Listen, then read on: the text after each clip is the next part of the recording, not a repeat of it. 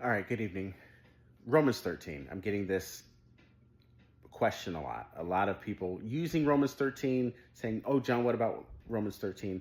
The beginning of Romans 13 in the New Testament, by the way, if you're not familiar with the New Testament, go to Romans chapter 13. The beginning of Romans 13 is really well known. It really is. And the gist of it is we need to submit to the governing authorities, that God has ordained governments for his purposes. But if you continue reading Romans 13, you will see that also that text defines what a just government is. A just government under God is one that protects the innocent and punishes the evildoer. A government that does not fit that, a government that does not protect the innocent, a government that does not punish the evildoer, a government that is corrupt, a government that is wicked, is not to be submitted to. It's to be resisted. You don't believe me? Romans 13 was written by a guy named Paul, who is an apostle, who at the time of writing this was in a Roman prison. He was a prisoner, a criminal for breaking Roman law. What law did he break? Well, if you look in Acts, you'll see there's a few times he's accused. But to say in the Roman Empire that Jesus was Lord meant that Caesar is not. And to say that Caesar was not Lord, that the emperor of Rome was not Lord, or to go against the Pax Romana propaganda. For more information on that, check out the podcast. We have a lot more on that. But to do that was a crime and treason.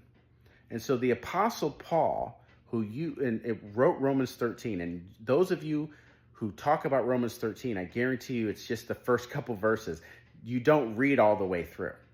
Romans 13 is a call to revolt, to dissent, to resist governments that are not just.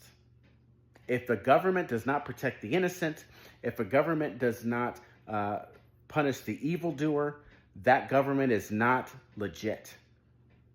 It's not recognized under God. For example, in 1930s Germany, right, the government had an edict, had a law about certain things, and if a person of the government came to your door and asked, "Do you have a Jew in your attic?" you would have to say no, even if you had a Jew in your attic. According to Jesus's principles, to be a follower of Jesus, you would have to lie to that person and resist, right? And so this is where we're at. And so stop. I'm not here. This is not a time for me to talk about what we're doing now. But Romans 13 is not a law and order text. It's not a text that tells us to submit to the government no matter what it's doing. In fact, if you read the whole thing, and there are no chapters back in the day, read Romans. You read Romans and understand what Romans is, there's no way you can come out of it thinking that Romans 13, 1 and 2, or 1, 2, and 3 are telling us to submit to unjust governments. It just isn't.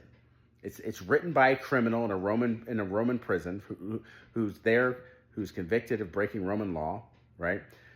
Who represents a would-be Messiah revolutionary who was politically executed by the Roman Empire in cahoots with the Jewish leadership, right?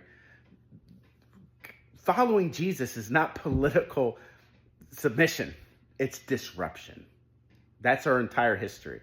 If you want to see what Christendom is power. Christendom is seeking the ways of the world.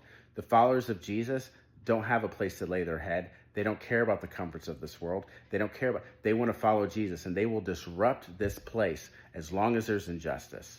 Because we, like the prophet, cry out for justice to flow like a river in our society, in our world where we're at. We bring heaven down. Thy will be done on earth as it is in heaven.